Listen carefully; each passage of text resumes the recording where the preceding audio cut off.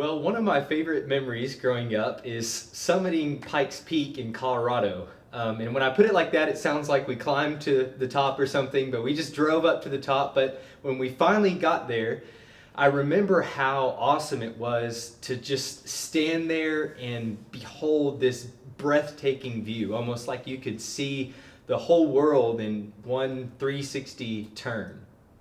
And we weren't able to stay up there long because the elevation literally starts to take your breath away. But up on that mountaintop, it's such an amazing and powerful experience that you wish you could just stay up there forever. And whether you've been up to the peak of some mountain or not, we all know what that's like, right? We even call it a mountaintop experience. It's the highs of life, when things are just as they should be, when heaven doesn't seem so far away, when we feel close to God. And while you wish you could just stay there forever, those mountaintop moments don't always last very long. Life gets busy, work becomes stressful, family problems come up, and like a gust of wind, the next trial or struggle or hardship sweeps over us, sending us back down to the bottom. And there in the valley, it's a place of a broken heart, it's the place of a wavering faith, a troubled spirit, an anxious mind, a worried soul.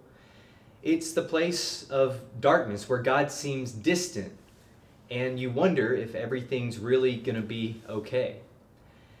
The good news, however, is that if you feel that way or have ever felt that way, number one, you're not alone. And number two, it might even be an opportunity for you to behold the glory of God in a way that you never have before. Because here's what David prays in Psalm 139. He says, "Where shall I go from your spirit? Or where shall I flee from your presence? If I ascend to heaven, you are there. If I make my bed in Sheol, you are there.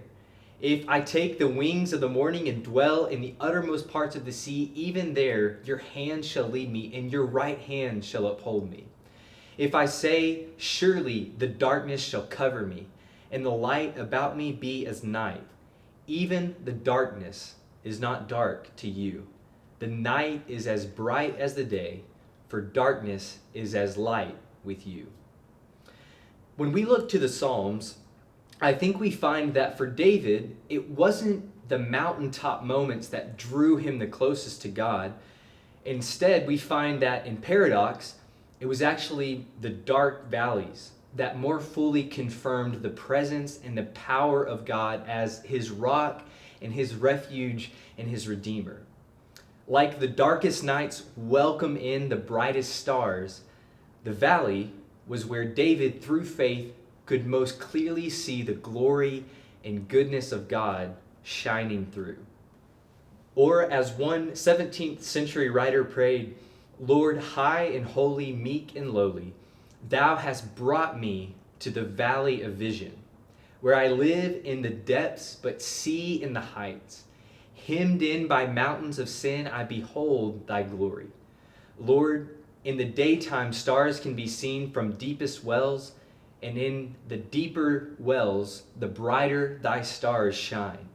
Let me find thy light in my darkness, thy life in my death, thy joy in my sorrow, thy grace in my sin, thy riches in my poverty, thy glory in my valley. Let me learn by paradox that the valley is the place of vision." Wherever you're at today, whether you feel like you are on the mountaintop or down in the valley, never forget that God's hand will guide you, that his right hand will uphold you, and that in the darkest times, God just might be welcoming you into the valley of vision.